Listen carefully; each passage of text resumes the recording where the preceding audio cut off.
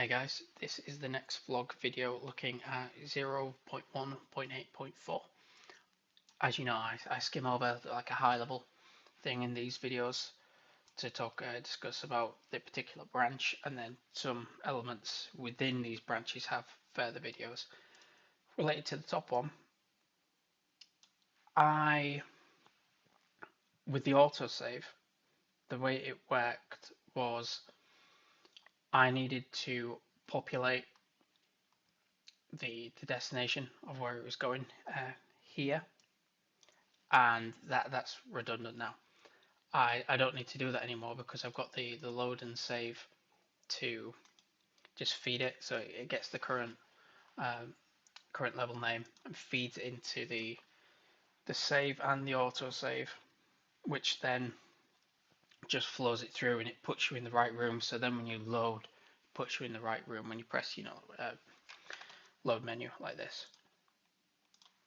So when you go to load, it puts you in the right room, rather than before where it kind of hardlined to the last room you're in. So a bit of explanation. Originally, it was saving the last room you were in on the save, and then you went to the other room while you were playing the game. But then when you loaded it, it always saved it to the level you just came from, rather than the level you're just going to. So that's fixed that. Items are only persistent after death. So yeah, there was an issue where grab a bunch of this stuff, you'd die, and then you'd load it up again, and it would magically still remember all your stuff. So ignoring all the death level stuff. You play it, gone. So that's that sorted. Items match save load slots. Okay, let's show you. Let's pick up that. So we've got 3 wires, 2 medkits. Let's go to the save bucket, which is a placeholder. Save it. Let's load up a different level. It's empty, and it's this one. There we go. 3 items, 2 medkits, and yeah, 1 medkit different save. So that's that done. Crafting menu lacking recipes. I ported it over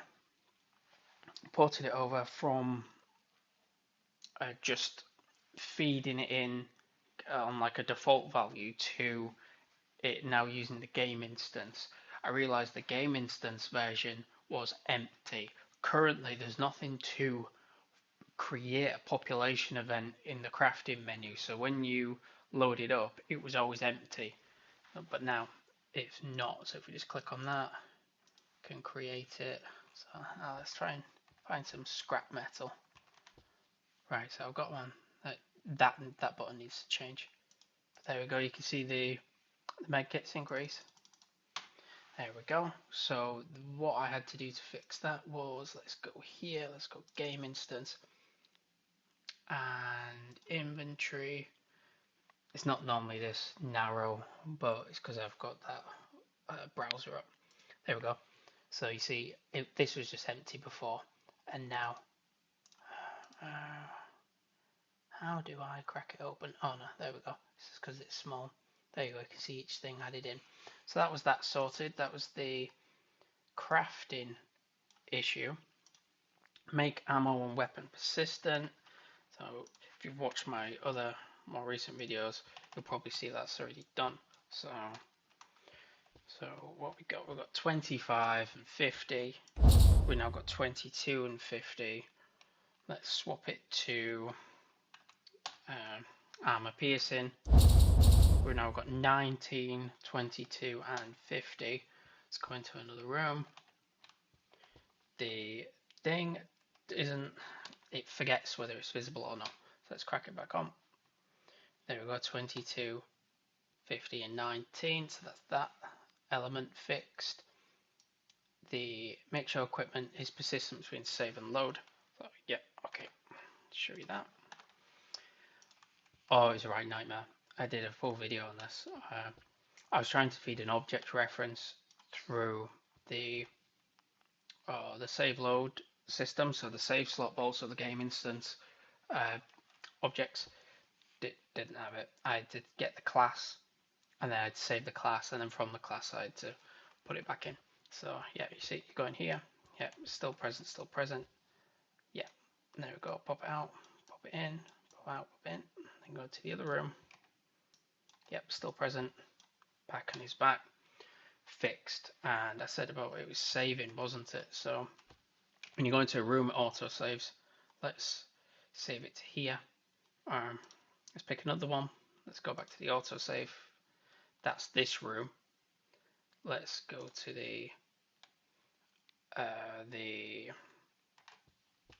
this save, and you can see it still remembered it. There was a bit of a glitch there where I was expecting it to go to the bathroom and it didn't. So fix one thing, break another. So I might need to look at that one again. But the initial thing was fixed. Projectiles need to follow line trace. Fixed it, now got rid of the line trace.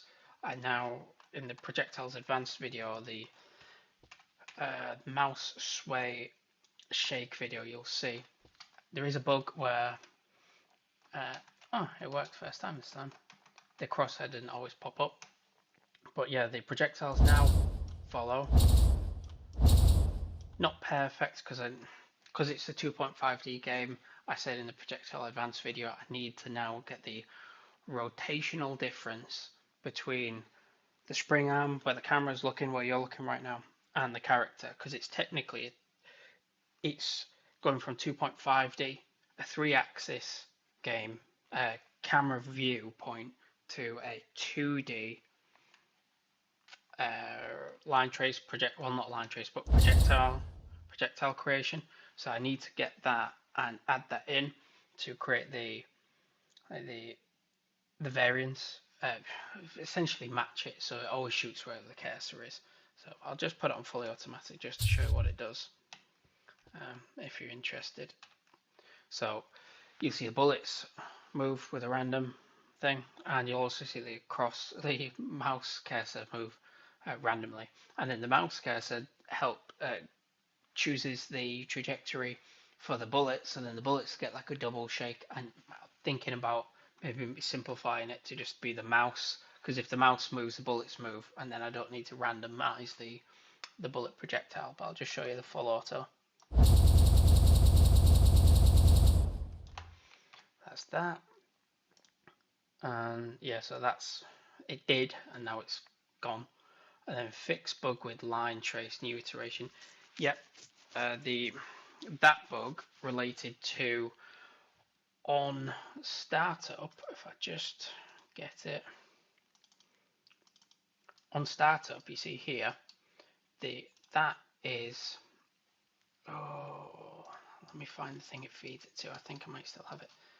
There we go. Get input device connection state, feeds the connection state of the controller, and then goes in here and it goes, hey, is it controller? True, let's do the controller version, which needs updating now. That's the new way. I believe I said in the video that plus 15 was in relation to needing to put the projectiles to fire from in front of his chest. That's wrong. The plus 15 is the variance. It's a hard-coded thing for me to do a quick workaround. The variance between the spring arm, which is minus 15, and the character, which is just 0. Conscious that the green is the y-axis, and what I've just fed it to is the z-axis. There's a reason for it. I can't remember exactly, but yeah, I need to fix that to make it fire exactly where the cursor is. It's right now it's like almost exactly, so it's not quite right, but it's getting there. So back to what was I talking about? Yeah, the bug. The bug related to that, the connection state of the controller.